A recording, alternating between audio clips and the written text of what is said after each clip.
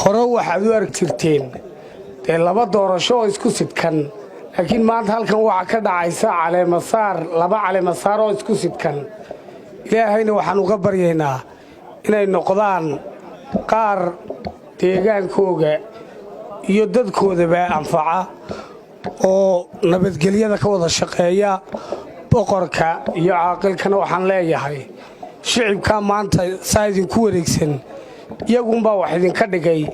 laakiin shicibkana waxaan leeyahay ama waxay noqon doonaan qaarad ka hadhaan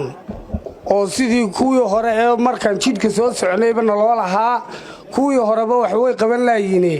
laakiin aan waxaan idin sheegayaa inaad gacmaha isqabsataan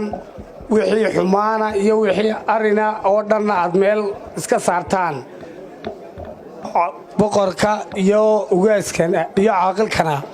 waxaan leeyahay dadkan waa dadkiinnii waa dadka maanta halkaa idin keenay inaad iyagana hoos u eegtaan oo mar walba inaydan tiinna eegin oo aad tooda eegtaan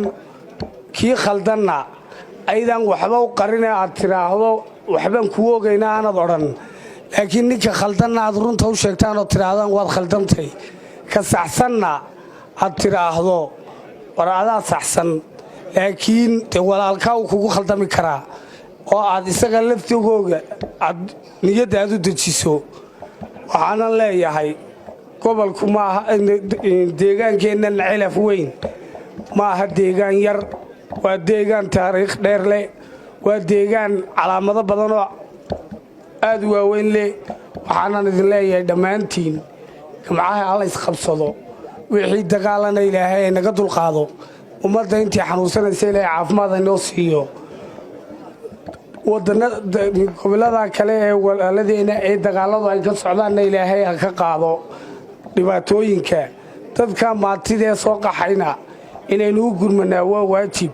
waa dadkeennii waa walaalaheen waa dad inaga mida ma aha inaynu xukuumadda ku eegno ma aha inaynu cid cadowa ku eegno ma aha inaynu il cadaawadlaynu ku eegno waa dadkeennii waa walaalaheen inaynu hiiliyo hooba aynu la garab istaagno dadka walaalaheen waayo damac way leeyihiin maanta in la caburiyaa ma wanaagsana waa in la dhegaystaa waa in ay xaqiiqada la eegaa waa inay xukuumaddu shicibkeeda ay hoos u eegtaa oo ay ogaataa waxay yihiin iyo qofkani wuxuu doonayo laakiin ma aha in la ydhaahdo un aamusa waxaanan idin leeyahay innagoo gebigeennuba gamca haysaysannaa aynu leenahay somalilan ha israacdo aynu meel walba aynu ku marno laakiin ma aha in aynu calamaan aynaan munaasib nagu aha inaynu qaadanno ninka maanta kursiga fadhiyana innagunbaas keennay innagunbaana ka qaadi karna laakiin ma aha inaynu isku weyno aynu ka dhigno wax weyn waxaana idin leeyahay aynu midowno oo qabyaaladda iyo siyaasaddaba aynu ka dhex baxno walaalayaal wasalaamu calaykum waraxmatullaahi wabarakaatu